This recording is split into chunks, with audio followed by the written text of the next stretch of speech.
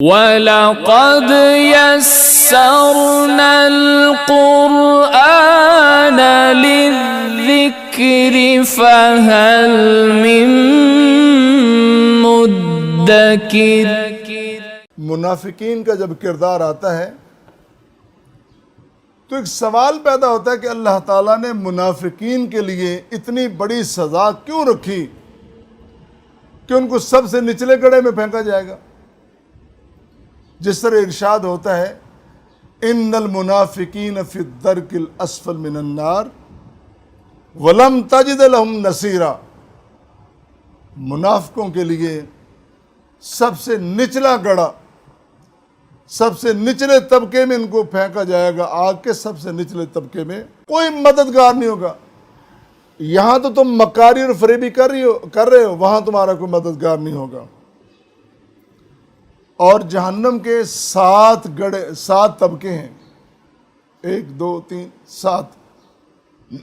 پہلے طبقے کا نام ہے جہنم، دوسرے کا نام سعیر، یہ باقاعدہ قرآن کریم میں مختلف مقامات پر بیان ہوئے ہیں۔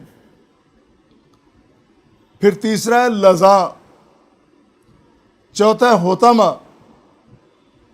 پھر ہے سقر، پھر ہے جہیم، پھر ہے حاویہ، سب سے نچلا طبقہ،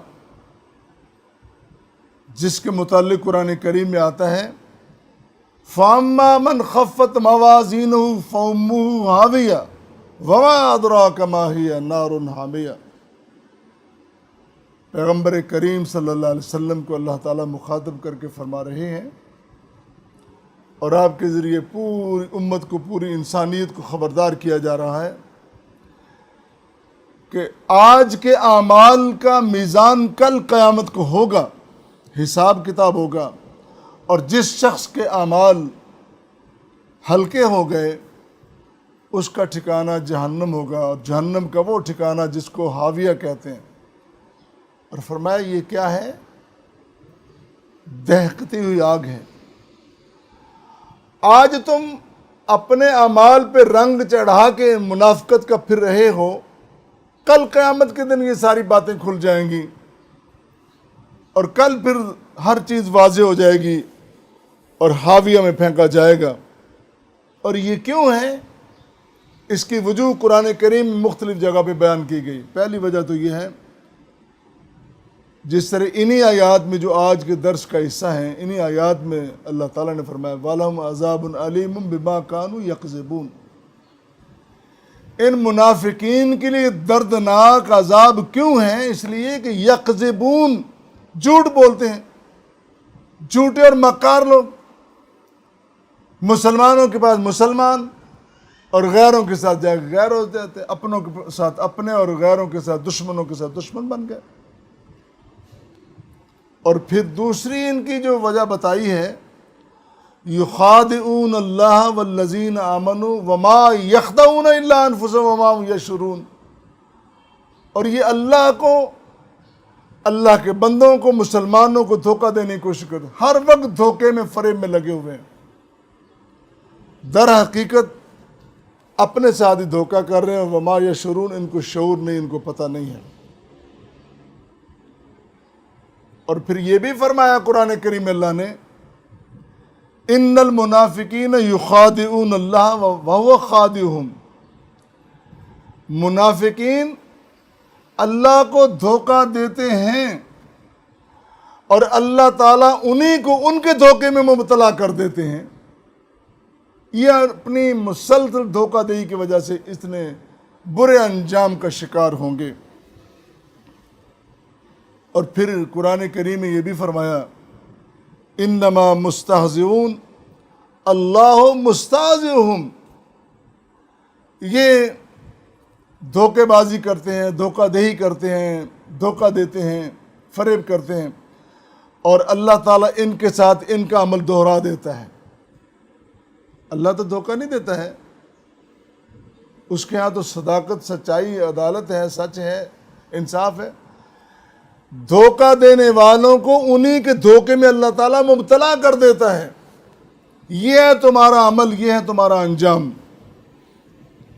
اور ایک جگہ یہ بھی فرمایا وَمَكَرُوا مَكْرًا وَمَكَرْنَا مَكْرًا، انہوں نے مکر کیا، فریب کیا، اور ہم نے بھی اس کے مقابلے میں تدبیر کی ہے۔ اے دھوکے بازوں، اے منافقوں، تم اپنی منافقت میں لگے ہوئے ہو، ہم بھی تمہیں تمہاری منافقت میں مبتلا کرتے چلے جا رہے ہیں۔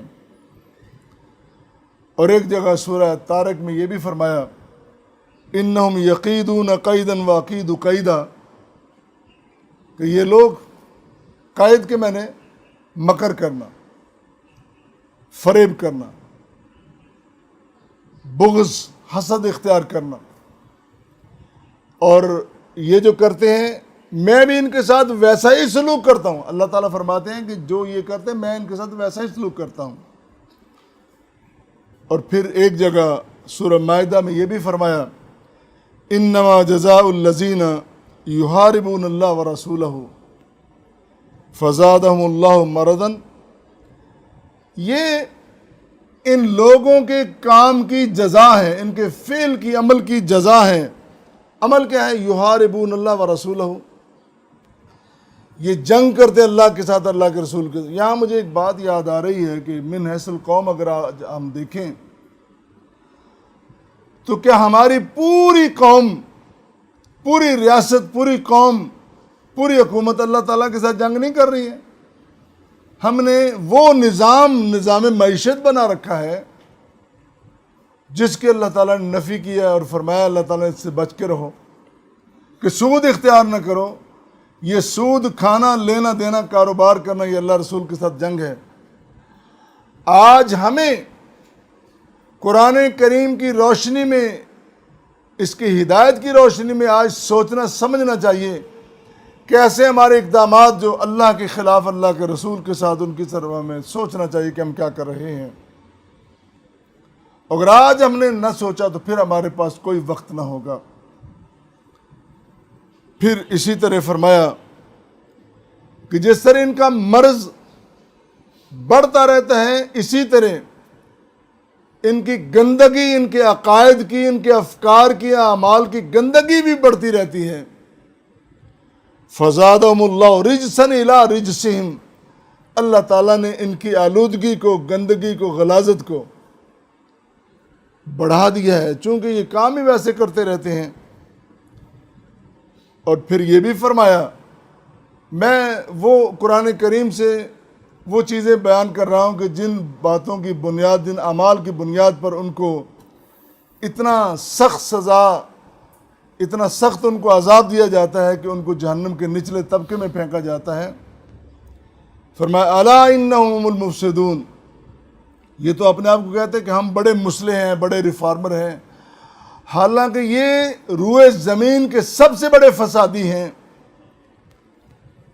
اور ان کے پاس ہمارا پیغمبر آیا تھا، فلما جاءہم نذیر ما زادہم الا نفورا، ہمارے پیغمبر نے صلی اللہ علیہ وسلم ان کو ان کے برے انجام سے ڈرانے کی اور اچھے نتائج سے آشکارا کرنے کی بڑی کوشش کی، لیکن انہوں نے سن کر نفرتیں پھیلائی ہیں، کبھی محبت کا رستہ اختیار نہیں کیا ہے۔ اولئک الذین اشتروا الضلالۃ بالہدیٰ، انہوں نے ہدایت کو چھوڑ کر گمراہی کا رستہ اختیار کیا ہے۔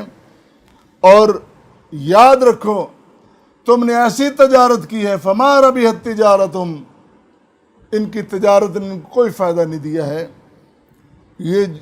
یہ وجوہ ہیں قرآن کریم نے بیان کی ہیں جن وجوہ کی بنیاد پر ان کو جہنم کے نچلے ترین گڑھے میں پھینکا جائے گا۔